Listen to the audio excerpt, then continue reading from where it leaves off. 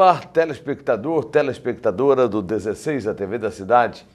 No ar, mais uma Opinião Cidade para falarmos das nossas coisas. Hoje, como convidado e como toda quarta, né, temos o privilégio de receber aqui o padre Márcio Tadeu, que vem sempre carregado de informações, sabedoria e aproveita para derramar as bênçãos sobre nossa TV, nosso trabalho e nossos telespectadores. A sua bênção, Padre Márcio Tadeu. Deus abençoe, Marcos, também todos aí que nos acompanham pelas ondas, né, pelos cabos, né, da NET aí no canal 16. É sempre uma alegria estar aqui, então eu sinto sempre lisonjeado e desejoso que essa bênção realmente atinja cada lar, cada pessoa que nos ouve, que nos escuta, mesmo não comungando da mesma fé, bênção nunca é demais. Então Deus abençoe a todos e todas. Padre, acho que nós estamos precisando de bênção mesmo, hein? A gente tem um programa para falar das nossas coisas, mas nós estamos na iminência de uma terceira guerra mundial, hein, padre? E aí? E agora? O Papa pede que a gente reze no próximo sábado, né, no dia 7 de setembro, o mundo todo faça jejum e oração, pedindo que realmente tenha o melhor encaminhamento. É o que está acontecendo, né? É bem possível, ali aquele trechinho, né? Eu ainda falo mais, o ponto mais estratégico ali, onde começou a Primeira Guerra, que é o canal ali, né? Ali realmente o Oriente em si é um lugar bastante complicado, né? Eu não acredito que o mundo tenha insanidade de uma terceira guerra mundial, não. Eu não acredito nessa, mas eu rezo para que nem essas pequenas guerras aconteçam, né? Nem porque estourar bomba na casa dos outros é muito fácil.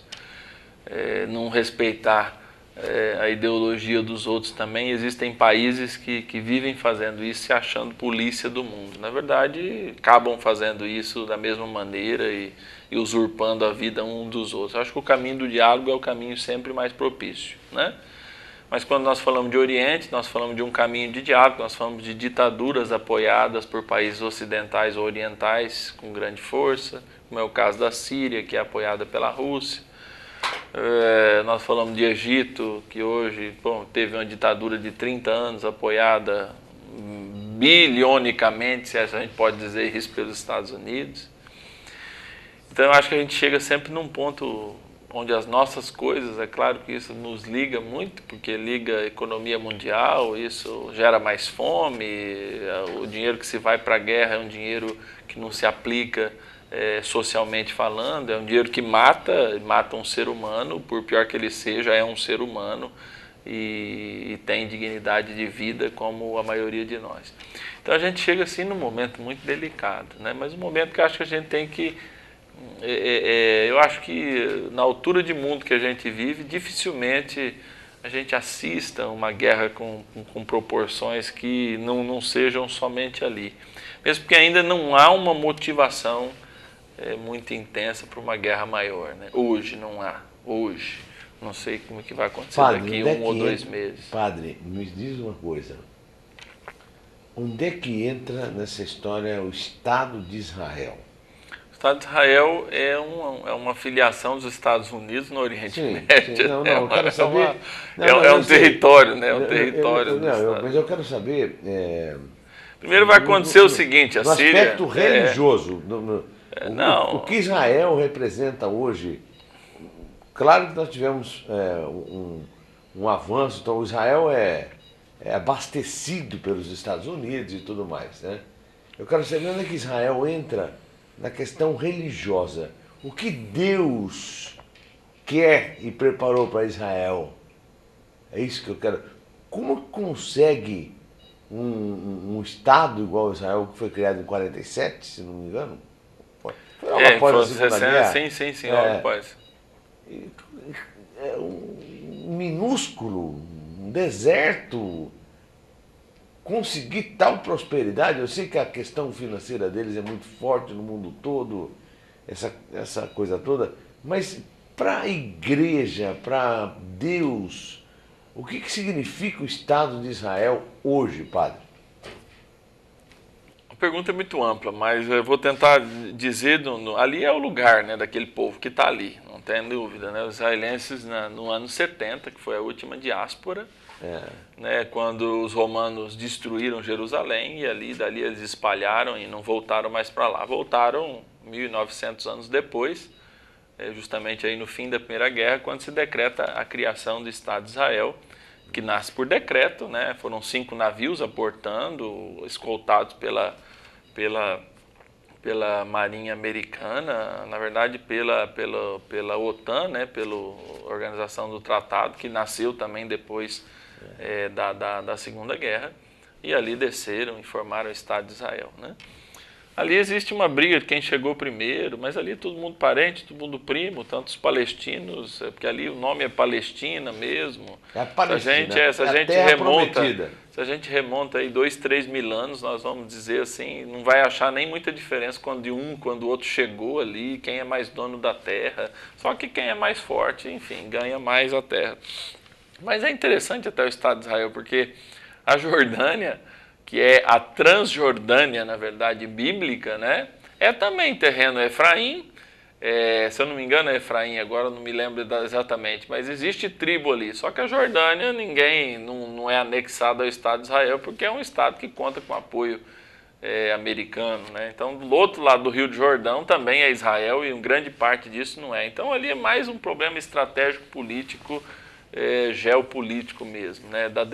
Mas aquela terra, Deus preparou mesmo para eles aquela terra? A tradição judaica fortemente coloca aquele pedaço ali como terra prometida, né? Desde os tempos aí do Abraão, de todas as correntes migratórias, então a gente pode dizer que abraâmicas da turma que veio lá do sul por que o Estado de Israel veio do sul do Iraque, na verdade. Oi? Por que o Estado de Israel é tão odiado perante os seus vizinhos? Porque você imagina um Estado que nasceu por decreto. Um decreto primeiro de Deus. Não, sim, mas um decreto humano, né? Eu acho ali, por exemplo, como eu falei, foram 1900 anos que não existiu aquele Estado, né? Desde do ano 70 depois de Cristo, destruída a última diáspora, né? E aí, depois da Segunda Guerra, há a criação do Estado de Israel. Então, realmente, né? O problema é que a Síria são as colinas, né? Onde nasce justamente o Rio Jordão, né? As colinas do Golã, né? Que são colinas que, na verdade, todo mundo ali né? Israel protege, mas é território sírio. Israel diz que é território de Israel. Ali já teve várias guerras, né? E o que é mais interessante ou menos interessante é que o primeiro lugar onde vai soltar a bomba, a Síria vai soltar a bomba, vai ser justamente Israel. Você não pode ter certeza. Eu estou com viagem marcada lá, eu espero que se tenha uma guerra que aconteça depois de novembro. Mas não dá para arriscar, né, padre? Não dá para arriscar agora nada, né? Ali está um barril de pólvora. Sempre foi, eu acho que nunca ali tirou, né? É como a África. A África. Não, mas agora que tá ali é uma passagem, é um lugar altamente tradicional, mas né? As informações indicam que é uma guerra química. E para muitas religiões, ali o grande problema é religioso, né? O problema de Israel é religioso. Israel não tem muita coisa para oferecer para o mundo. Ela se mantém, hoje tem tecnologia, enfim, Israel é um país desenvolvido, mas que vive, enfim, como se fosse um território americano. Isso aí ninguém tem dúvida, não se proba dúvida contrário. Mas é um Estado independente, Estado não religioso, porque, enfim, muitos israelenses são palestinos, são da religião muçulmana, né? E acaba, porque ainda os territórios não são independentes, que aqueles territórios onde ficam meio que exilados, né? Os palestinos acaba que sendo o Estado de Israel também, Israel dá toda a infraestrutura de alguma maneira ali. Existem muitas peculiaridades da geopolítica ali do Oriente Médio, né? Que remontam a Bíblia mesmo, remontam os tempos bíblicos, né? As grandes conquistas, etc. e tal, os impérios que por ali passaram, né?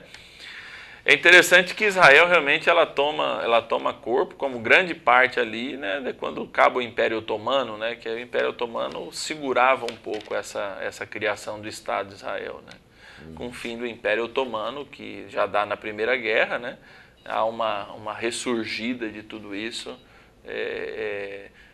e a possibilidade da criação do Estado aí uns 20, 30 anos depois.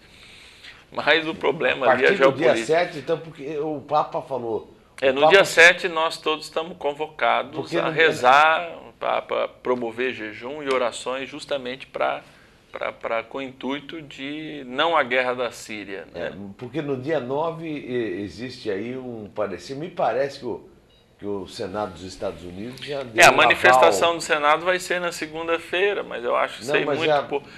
Geralmente o presidente, né, eles vão configurar de acordo com o que o presidente, o Barack Obama, vai pontuar. Né? O problema é que ali, a única coisa... Mas eu já achei que já existem algumas marcas substanciais nisso. Né? Não sou nem um especialista em política global, mas só a Inglaterra já não inferindo uma participação efetiva nesse primeiro momento... já é um grande freio, assim, numa máquina de guerra, né? Então, quando você... A própria Rússia, logo as notícias da manhã indicam que a própria Rússia já até admite uma intervenção militar por conta da confirmação de armas químicas. Então você tem aí entendeu? Então a partir daí você tem um país sitiado, é diferente de uma configuração se a Rússia tomasse um lado, né? Mas eu acho que quem sofre vai ser muito ao norte de Israel ali, embora eles tenham muitas proteções antiaéreas, se tem um estado que é protegido, é o próprio estado de Israel. Tem o Irã também, né, padre? O Irã agora tem uma posição mais simples, né? Eles estão... Está dizendo lá que está preparado. Se acontecer alguma coisa lá, Sim, mas é tudo uma questão assim, por que a gente tem que rezar para não ter guerra, né? Quem sofre é aquela turma. Quem que vai contra o poderio americano nem a Rússia mais enfrenta. A Rússia é socateada. A Rússia é um país nem desenvolvimento é de considerar, mas é um país que vive profundas crises, a Rússia. Explica essa história aqui. Então, não tem, financeiramente a Rússia é um país que balança ainda, ele não tem uma estabilidade balança, porque se não é o petróleo, lá não tem nada, não tem nenhum método produtivo. O resto é gelo. Padre Márcio, se os caras crucificaram até Jesus, você vai esperar o quê? Abraço, Pimentel. Pimentel, eu não sou anti-israelita, não sou de maneira nenhuma. Mesmo porque, eu preciso até contar, né? Eu sou quarta geração de judeu convertido, então eu não poderia nem, né? Eu tenho Efrem como sobrenome de tio meu até hoje, né? Que é família judaica mesmo, né? Até o meu sobrenome, o Reibert, vem de família judaica, mas a gente é convertido a pelo menos 4... Eu talvez não tenha contado isso aqui, acho que nunca, mas algumas pessoas já sabem, né? Eu tive dos dois lados eu tenho avós bastante ligados nessa questão de fuga, né? De perseguição política, de perseguição étnica, né? Então eu tenho meu avô, que na época do Salazar veio para o Brasil, era um militar, um tenente de 22 anos, e por não ter admitido determinadas, né, porque o Salazar assumiu né, naquela reconstrução, né, a República não tinha dado certo, enfim, tinha virado uma bagunça a República, né, em Portugal, e meu avô fugiu, né, teve que fugir de Portugal por conta da ditadura que se instaurou depois que ele não era acórdão, que é essa ditadura. Então fugiu para a Espanha, depois fugiu para a França e veio para o Brasil, veio parar ali na Vila Carrão, em São Paulo, já assim quase 3 anos depois dele ter conseguido fugir. E o outro lado, os judeus eram considerados anarquistas naquela época, né? O Mussolini considerava o judeu anarquista, porque ele também... Então, meu avô e a família tinha sido morta, meu avô e mais três dos seus irmãos, e eles foram adotados por uma família. Só que, com exceção do meu avô que veio para o Brasil, 2 irmãos deles entraram na guerra mesmo, né? Um fugiu, foi para o norte, que foi o tio Sami, que a gente encontrou muitos anos depois. Mas você tem história, hein, Tem Fábio? história. Poxa vida! E o tio Bruno, que era um menino de 19 anos, foi morto em Ferrara. Né? Então tem até uma boulevard lá, uma avenida chamada Avenida Bruno Ribert, em Ferrara, onde ele foi morto. Foi os 3 jovens de Ferrara, porque ele pegava todo mundo e colocava no centro da Itália, o Mussolini. Havia uma prisão famosa num monte lá, eu não me lembro exatamente como é o nome. Então, numa dessas idas, os meninos foram assassinados. São os mártires de Ferrara. Né? Quem quiser pesquisa até no Google aí, Bruno Ribert, como um daqueles mártires de Ferrara. Né? E foram mortos mesmo a queima-roupa, né? Por terem essa posição um pouco mais anarquista, mas principalmente por serem descendentes de judeus. Aí todo mundo correu aqui para o Brasil, né, dessa família, os restantes, então aí a gente já tinha virado católico, né, os antepassados já tinham virado católico, porque essa família que nos acolheu era uma família extremamente católica.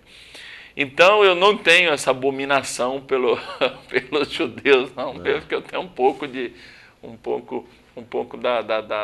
pelo menos da história familiar ligada a isso. Contudo, existe uma outra coisa que eu acho que é bem própria, e aí a gente às vezes acusa a igreja também, né? É fazer um anacronismo. Quando a gente fala, por exemplo, a igreja católica, se fez isso, fez aquilo. Não, na verdade o Estado se apropriou da igreja. O Estado se apropriou da religião.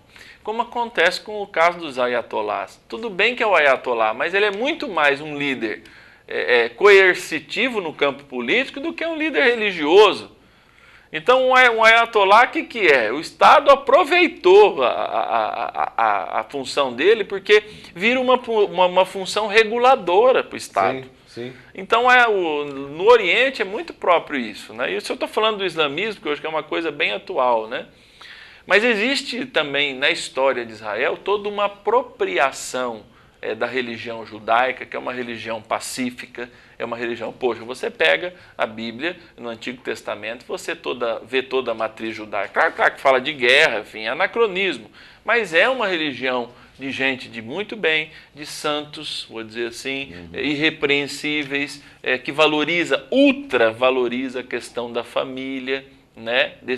E coloca a família como um bem inalienável praticamente, né? Portanto que nem pode se misturar muito, isso não é nem preconceito, mas é por causa do valor da família, do ventre da mulher, que tem que levar não um goia, mas tem que levar um filho um filho da religião, um filho de Deus, realmente, membro do povo de Deus. Que existe um proselitismo, sim, existe, mas não é um proselitismo de fazer propaganda, de falar assim, olha, a sinagoga está de porta aberta para receber novos judeus, não. Para ir lá demora para eles te aceitarem como judeus, etc. e tal. Então eu vejo assim, eu acho assim que existe, o mal se apropria da religião, porque existe um diálogo, Marcos, muito fácil, que é um diálogo primitivista em nós, né? Que é o diálogo paterno-materno. A igreja, a religião, ela é meio pai e mãe. Então, quando a gente tem essa associação do poder, tá? Não vou nem dizer da política, do poder, com o item religioso, você junta, né, a farinha com o feijão. Adoro farinha com feijão. Né? Você junta o Romeu com a Julieta, você junta o queijo com a goiabada. Então você junta as duas coisas. Daí a religião fica como culpada, como acontece nesses processos islâmicos. Né? Se você visita, por exemplo, a própria Síria, se você visita, por exemplo, outros países do Oriente, né? O que acontece? São movimentos radicais que se apropriam, como é o caso lá dos talibãs, que se apropriam da religião para construir uma moral e uma ideologia massificante. Vê se tem um líder que não seja terrorista nesses grupos. Não existem. Não existe um líder religioso favorecendo isso. Você não tem um grande líder. Fala assim, vê se tem um ayatollah por trás disso. Não, não tem. Não tem um grande líder, um grande sheik por trás disso.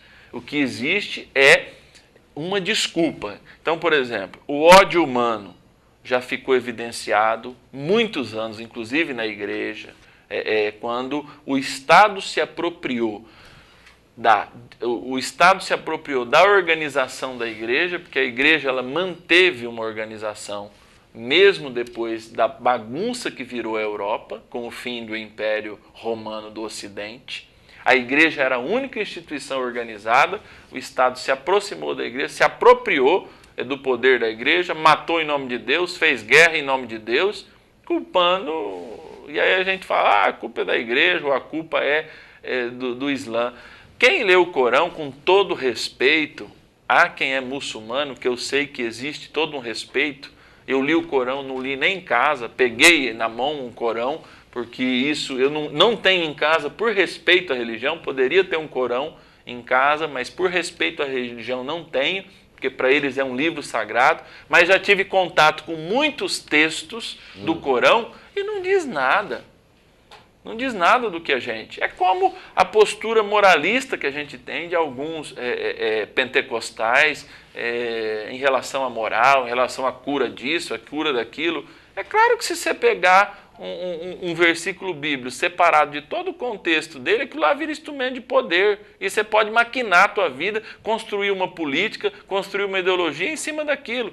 Agora, a religião verdadeira, ela olha o contexto, que ela nunca serviu à guerra. A guerra é o último recurso para se apropriar, e a guerra ela só tem um motivo, parece antagônico, mas a guerra é só e deve existir só e somente só para se alcançar uma paz mais rápida, menos agressiva. Então, até no catecismo da Igreja Católica, Marco, há a possibilidade da guerra, né? Porque até o sujeito que vai, ele tem que estar alocado numa posição que ele pode até matar, mas por legítima defesa, porque ele não chega e vai ter que confessar para o padre que matou 10. Está na guerra, já é um caput necessário. Então existe, por exemplo, você pode consultar o Catecismo da Igreja Católica, algo que fomenta, dá sentido à guerra, mas por causa da construção de um bem maior, que é isso. Contudo, a intenção hoje doutrinal da igreja é dizer, olha, não existe mais motivos nenhum para a guerra no mundo onde a gente se comunica, onde todo mundo fala a mesma linguagem, onde existe uma ética, pelo menos, transversal a todas as culturas e todas as morais particulares. E existe uma agência fomentadora de paz que se chama Organização das Nações Unidas.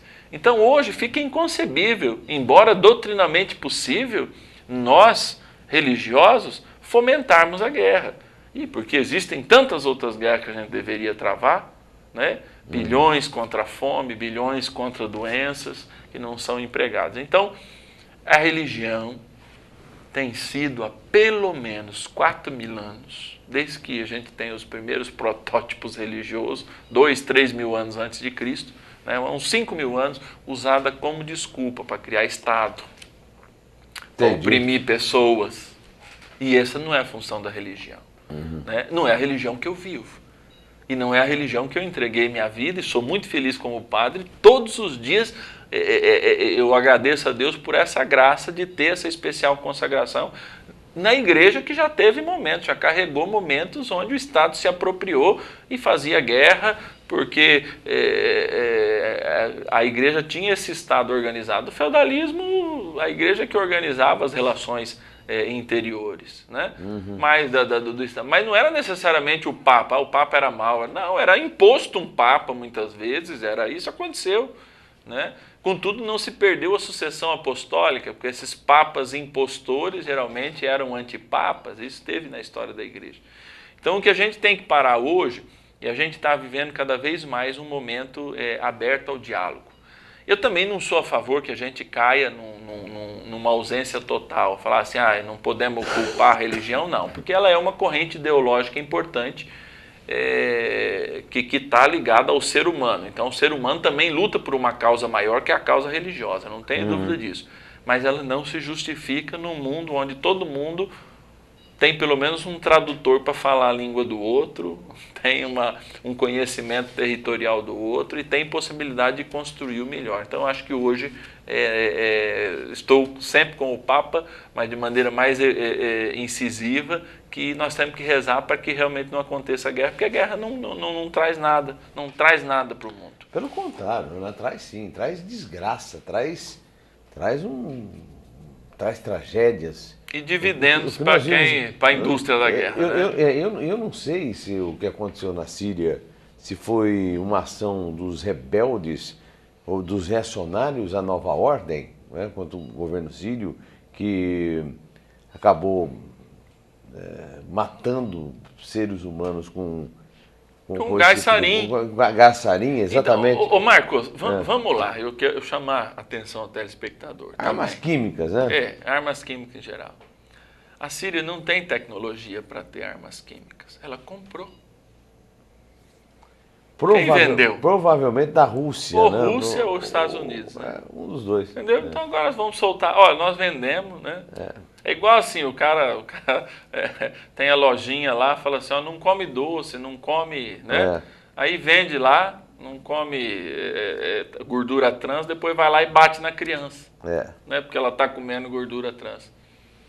Então, mas ou o pai e a mãe que tem a comida na geladeira e fala que não come, né? Vai lá e... Porque ali é o seguinte, nós tivemos mais de 100 mil mortos. 100 mil mortos na guerra da Síria. É vergonhoso. Então, eu acho que tarda, já passa do limite de uma intervenção militar. Sim, mas há muito tempo. Só que, de novo, eu falo aqui, é para desviar o problema real que é o Egito. O Egito, né? Continuo batendo nessa tecla. Não ouvi ninguém falar nisso, mas pode ver porque o Egito está esquecido. Está quietinho. Está quietinho. De lá tem uma ditadura militar. E os americanos continuam dando bilhões de dólares lá. Né? Mas é interesse. Você falando, é interesse. Não é só culpa do americano, não vou brigar com o americano, também não vou deixar de gostar do americano ou ir nos Estados Unidos. Não é isso, não. Mas existe uma cultura mundial que liga, uma geopolítica mundial que é muito maior do que a gente consegue compreender assim, com meia hora, uma hora de conversa. Mas eu acho que precisa, assim, de alguma maneira, uma intervenção. Já que o diálogo não vai, existe muita morte, como eu acho que precisa de uma intervenção no trânsito.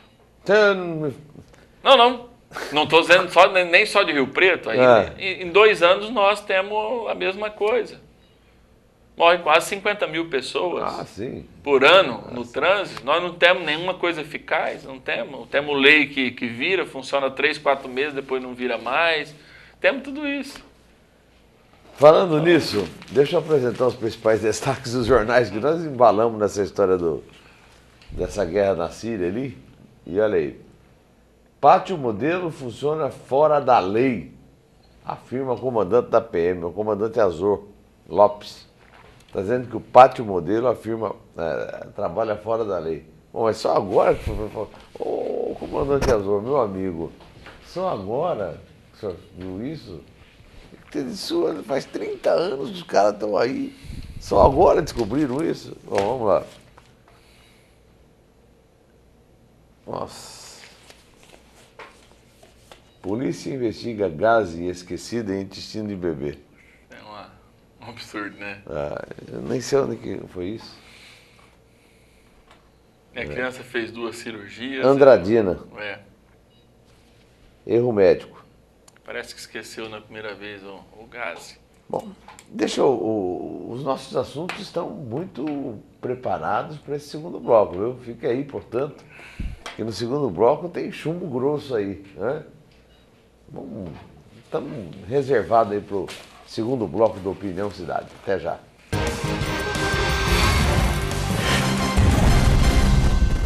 Itamaraty Contabilidade e Auditoria. 30 anos de serviço. Nem precisa dizer que vale a pena. Alcançamos todo o Brasil através da Rede Nacional de Contabilidade. Itamaraty Contabilidade e Auditoria. Inteligência fiscal é aqui. Você sabe o que ele faria se alguém o provocasse, xingando, ofendendo, chamando para a briga? Nada. Minha vida vale mais do que qualquer briga ou discussão. No Brasil, centenas de pessoas são mortas por motivos fúteis. Conte até 10. A raiva passa, a vida fica. Paz. Essa é a atitude.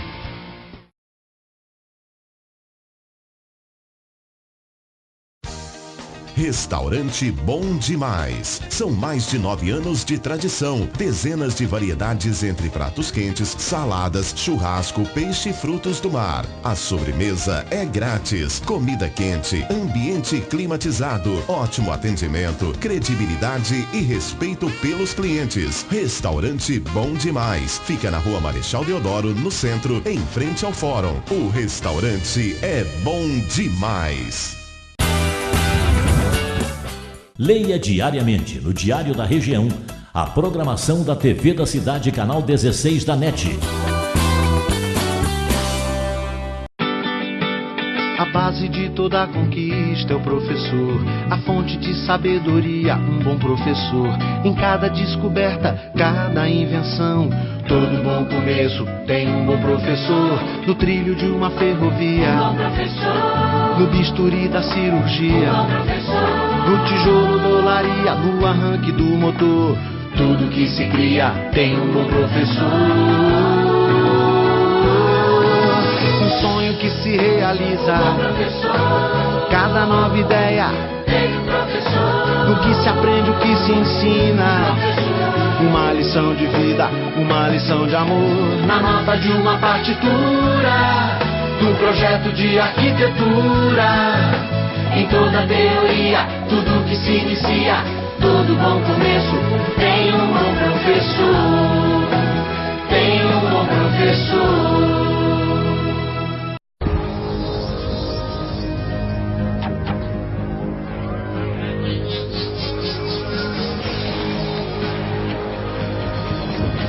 Os sacos plásticos são um dos maiores culpados pelas enchentes. Sem falar que saco plástico polui e leva até 400 anos para se decompor. Dê um final feliz para essa história. Recuse, reduza, reutilize. Saco é um saco.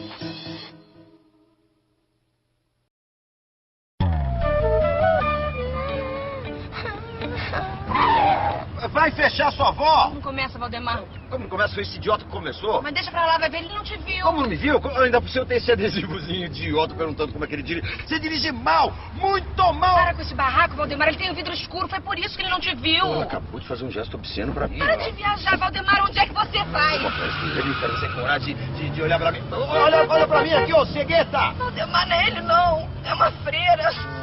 Deus do céu, pra onde é que eu vou agora? Pro inferno, né, Valdemar? Você vai pro inferno. No trânsito, brigas e discussões não resolvem nada. Um trânsito melhor começa com você.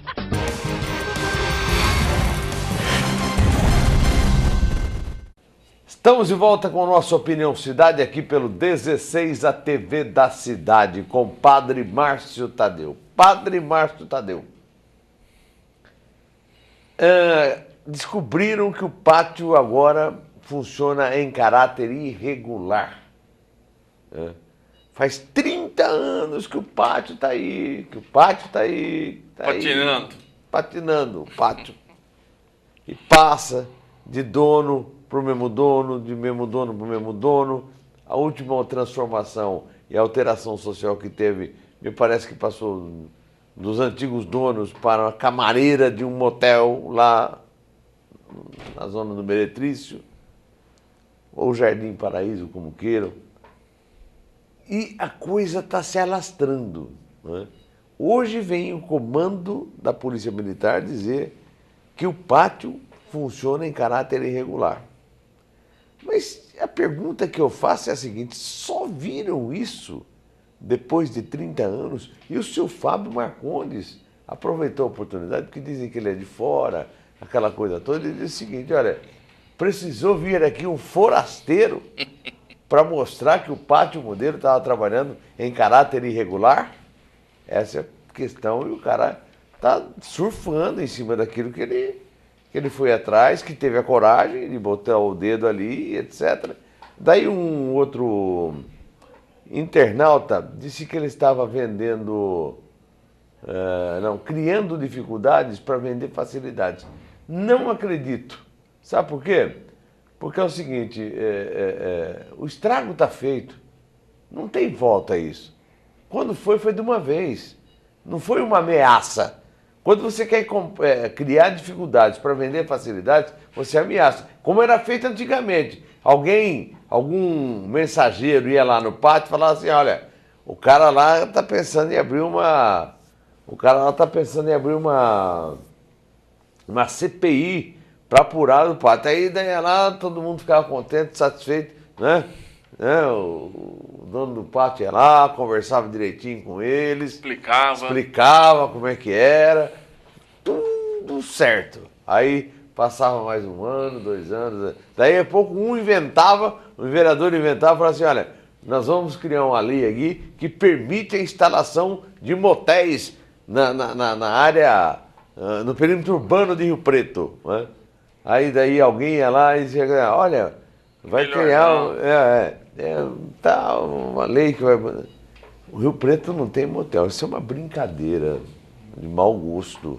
Né? E já disse aqui esses dias, padre, que é o seguinte, pessoas que vêm participar de congresso por conta da falta de uma hospedaria... Rede hoteleira. A rede hoteleira em Rio Preto, há reservas. A última reunião que teve, o último encontro que teve, congresso de dermatologistas que aconteceu em Rio Preto, 3.000 vagas foram reservadas entre motéis e hotéis da cidade. Então, teve médico que veio da China, se hospedou no motel. Teve médico que veio não sei de onde, se hospedou no motel. Então, é preciso parar com essa história de que motel... o Rio Preto, pelo amor de Deus, precisa parar de ser provinciana. Mas não é.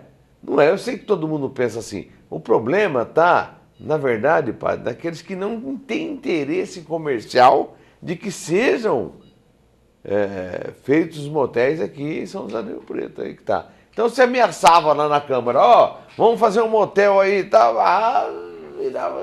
Daí no outro dia o dono já estava lá, estava todo mundo feliz, esquecido da história dos motéis, todo mundo dando risada. E aquele negócio que vocês todos já conhecem e sabem como é que funciona. Pelo amor de Deus, hipocrisia não, né? Então, padre, agora o pátio descobriram 30 anos depois que o pátio modelo trabalha em caráter irregular. Com palavras do comandante Azor aqui no Jornal Diário da Região, edição de hoje, edição desta quarta-feira. Então, padre, o Estado continua embaçando. O Estado continua atrapalhando, travando as ações. E é por isso que nessa questão ainda existem tantas...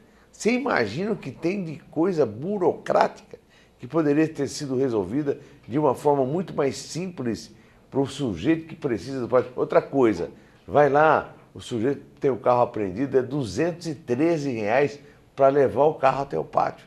Em cima do caminhão, que faz uma viagem, o caminhão custa caro para deslocar até o pátio, não sei o quê, R$213, mas não vai um carro só. Junto com o carro vão 10 motos. Junto com o carro vão outro carro. Eles dão um jeito de fazer uma carga só, carga completa. E chegam lá e tal. E cobram o olho da cara. Então agora, neste momento, você vai me dizer que o pátio não funciona regularmente? Por favor, padre. Mas lá em Votuporanga assim, Eu acredito que não. Não sei, nunca passei por essa experiência de pátio, mas em todo caso... Mas vai ser sim. E outro assunto, padre, é a questão da lei de zoneamento. Mais uma vez. O vereador Maurinho apresentou um projeto que diminui de 200 para 100 metros a construção de postos de gasolina dentro do perímetro urbano de Rio Preto. Então, isso significa o seguinte, mais gente no mercado, De um lado é saudável, por quê? Porque você estimula a concorrência. Se você estimula a concorrência, quanto mais postos tiver, aquele que vender melhor e apresentar um serviço melhor vai ter uma clientela maior. Agora, de um outro, o risco de você ter aí acidentes com explosões e etc. de postos, embora hoje se saiba perfeitamente que todos os postos, os novos, não correm nenhum tipo de acidente com questão de faísca, com fogo, essa coisa toda. Não há o menor risco por conta de um sistema novo, moderno, que foi estabelecido e risco implantado. até há, mas é não, mínimo, diz que né? não há. Bem minorado, bem minorado. Não, vez ou outra a gente vê um posto explodindo assim, olha. Tromba, velho. Não, mas antigo, né? É. Os atuais, existem válvulas de segurança que não... Mesmo assim, por exemplo, não é bom usar o celular, fumar, todas essas coisas, porque a gasolina ela cria bolsões, né? Esse é o grande problema de alguns postos, né? Mas o que está na história é a lei de zoneamento, padre. De novo. Acho assim, E nisso tudo vem a mobilidade urbana também, viu? Não, sim. Em linhas gerais, a gente tem o posto associado aqui, né? Porque o posto ele é meio uma lanchonete, meio uma conveniência, né? Eu sei que é exímio frequentador de um desses postos, todo dia está lá. Quase todo dia. Ontem, por exemplo, eu não fui. Ontem eu fui ver o meu amigo Fernando Marques num show de jazz numa casa noturna aqui em Rio Preto. Muito legal. Muito bom, muito bom. Parabéns, Fernando. E eu acho bastante interessante. Eu não sei se seria competência somente do vereador ou por força de lei, porque existem itens técnicos numa mudança. É claro que quando você fala no planejamento urbano, você não tem o planejamento da França, né, que desde a Revolução Francesa foi feito e é mantido desde aquela época. Não é isso, né, de Paris, por exemplo. Mas aqui não é Paris. Você imaginou uma câmara como a nossa em Paris? Então, já tinha mudado, né, tinha colocado o lanchonete debaixo da Torre Eiffel. Isso certamente era um lugar... O Museu do Louvre já não estava mais lá. já tinham loteado o Museu do Louvre. Então, eu acho assim, existe uma necessidade técnica de um amparo, né? Existe, acho que um segundo momento, na verdade, uma oitiva pública, que eles chamam de, me esqueço sempre o nome disso, né? Quando ele vai chamar a sociedade precisa, né? Quando a gente pensa sempre naquele conselho da cidade, né? Né? Eu acho que a cidade precisava, somente planejamento urbano, precisava ter um conselho, onde a sociedade dos arquitetos, onde algumas redes sociais ou clubes indicariam, onde entidades indicariam homens para dar determinados pareceres também, para dizer, olha, o senhor está dizendo, mas a sociedade aqui representada, né, porque o vereador às vezes vai defender o interesse de um posto, que alguém chegou e falou assim, ó, Maurinho, você tá bom, amigo, né, eu estou precisando de um favor seu. Vai lá, põe uma lei aqui, ó, porque eu tenho esse terreno aqui, só que ele está perto da escola, padre, etc. e tal. Não se trata de um, não. Eu acho que aí é o seguinte, um só não faria todo esse barulho, não, porque a coisa está feia. E me parece que é alguma coisa grande que está se estabelecendo em Rio Preto, tipo de uma rede de abastecimento.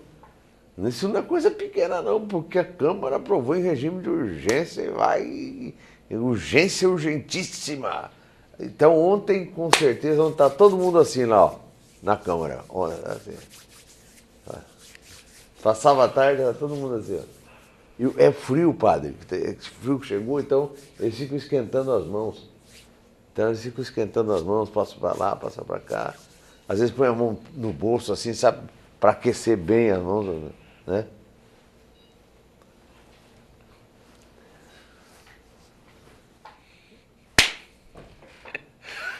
Em todo caso, eu acho... Por que você riu? Eu acho... Não, porque eu acho...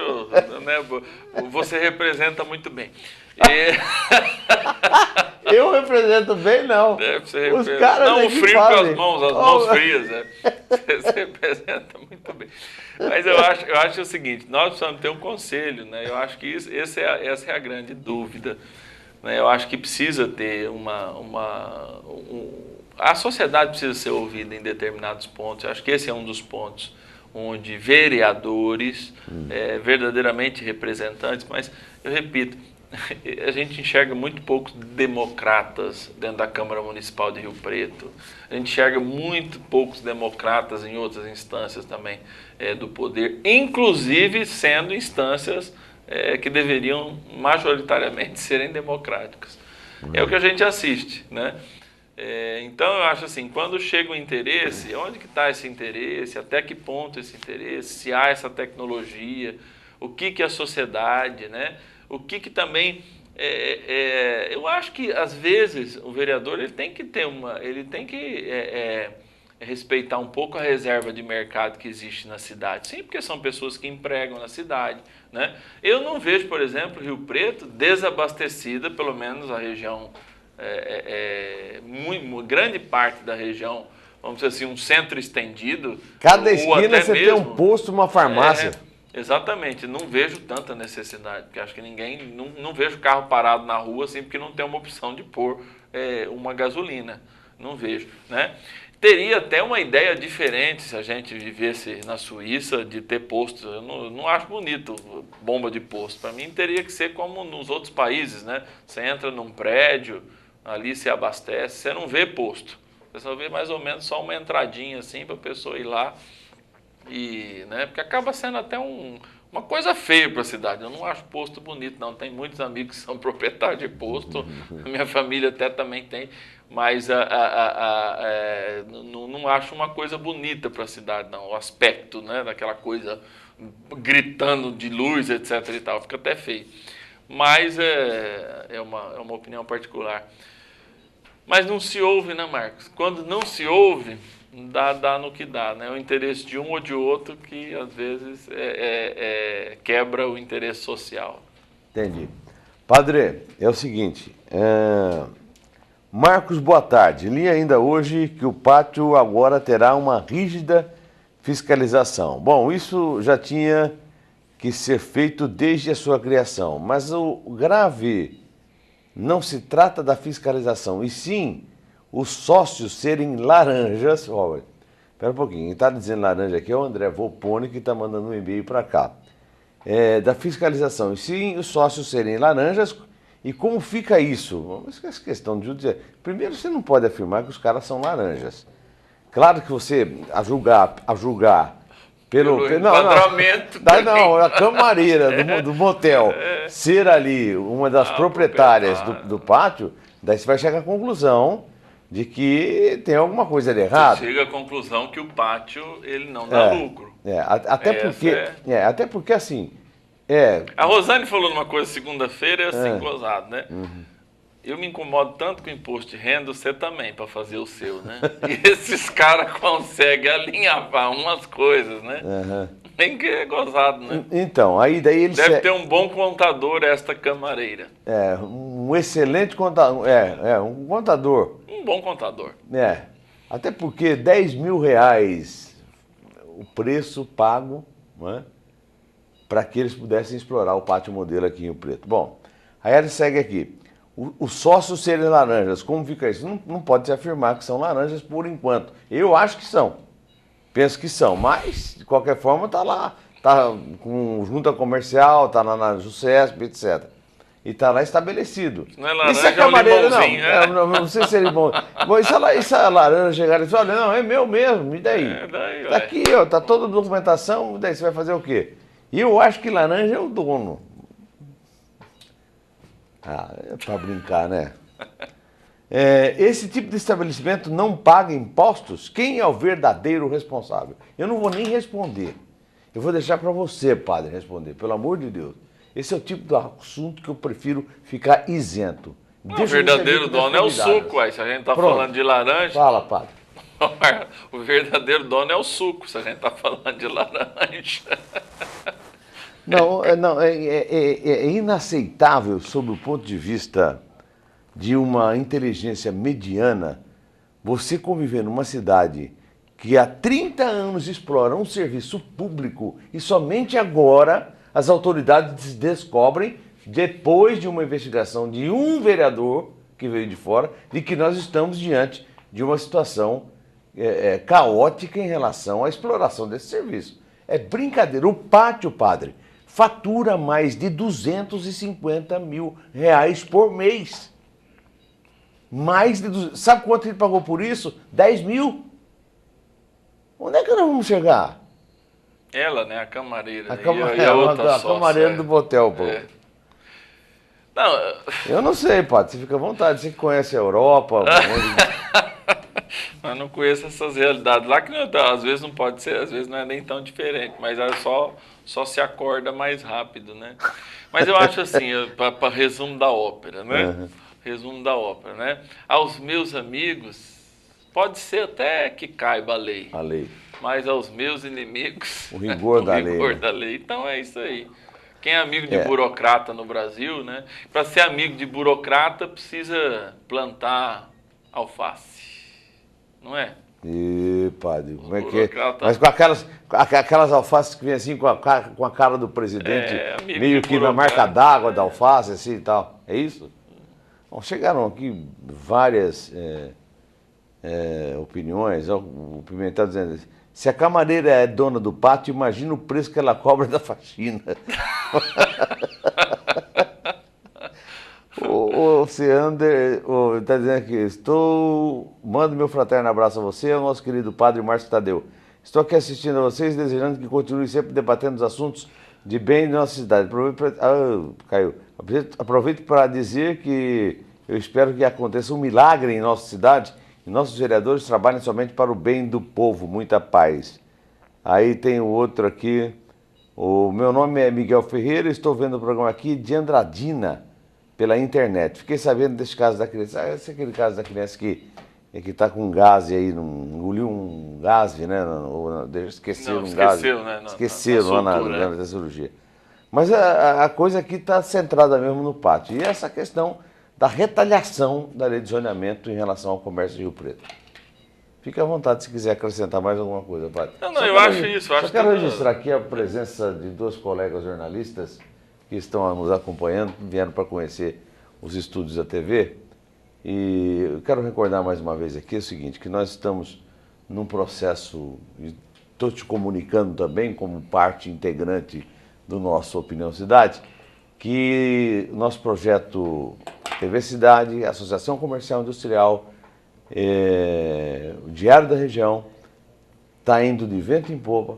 Nós estamos aí num processo muito avançado e brevemente nós teremos muitas novidades em relação aí a esse meio de comunicação chamado TV da Cidade, Canal 16, e envolvimento em parceria com o Diário e com a própria Associação Comercial, naquilo que a gente considera uma grande conquista para São José do Rio Preto, ou seja, nós estamos avançando.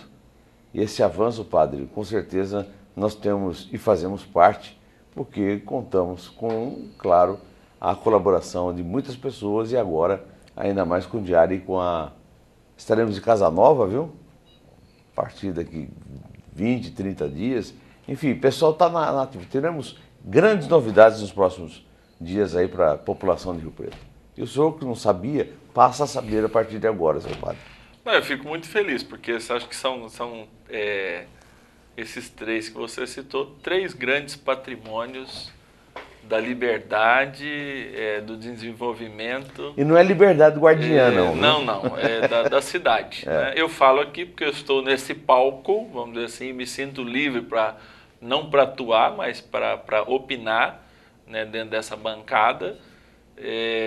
O Diário da Região, que tem uma posição absolutamente livre, constrói uma história, e a Associação Comercial, que é uma entidade apolítica, mas que tem um posicionamento político muito bem definido, que é desenvolver e fazer com que Rio Preto seja cada vez mais sustentável o seu comércio e a sua indústria. Então, eu acho que é um casamento trinitário aí perfeito para a cidade, e a cidade certamente vai ganhar muito com isso. Para concluir, domingo, por mais que o prefeito Valdomiro Lopes tenha tentado esvaziar o desfile, temendo uma reação popular muito forte em relação ao seu governo, não é? Por mais que ele tentasse fazer isso e esvaziar a avenida, ele não conseguiu. A APAI abre o desfile de 7 de setembro na avenida. Claro que outros movimentos estarão por lá. O Valdomiro fez um esforço, assim, fenomenal para que as escolas não fossem à avenida. Por quê? Não queriam que as escolas fossem e, automaticamente, a população também não descesse para a Avenida Badibacide para acompanhar o desfile de 7 de setembro. Lê do engano, prefeito. O senhor, mais uma vez, atirou para o lado errado. Vai estar todo mundo na avenida, as pessoas vão lá assistir, vai ter desfile da Polícia Militar, vai ter desfile de tudo. Só não vão os alunos que o senhor praticamente trabalhou aí para que eles não pudessem ir e tal. Mas algumas outras escolas vão. E um exemplo, prefeito, de que cidadania pode se praticar em qualquer tempo e não há necessidade da sua intervenção absolutamente, é a APAI, Associação de Pais e Amigos dos Excepcionais, que estará abrindo o desfile de 7 de setembro. Padre Márcio Tadeu, a benção do senhor para essa casa, para as minhas amigas que estão aqui, enfim, para todos os telespectadores da TV da Cidade. Então, Deus e até a próxima. Até a próxima quarta a gente está aí, então Deus abençoe você aí que nos assiste, você, Marcos, aí todo mundo da produção, suas colegas, e a gente espera estar sempre lutando, né? 7 de setembro é uma data muito importante, justamente para a gente reavaliar o que é ser cidadão. Acho que porque um item da cidadania é a autonomia. A autonomia de um Estado é chamada independência. Então, não é só a independência do Estado, é a independência pessoal de cada um, para que todo mundo possa exercer a sua cidadania com autonomia. Esse é o meu desejo para o seu 7 de setembro. Muito obrigado, Padre Márcio Tadeu. O nosso Opinião Cidade vai terminando por aqui. Nós estaremos de volta amanhã, em nosso horário habitual. Até lá.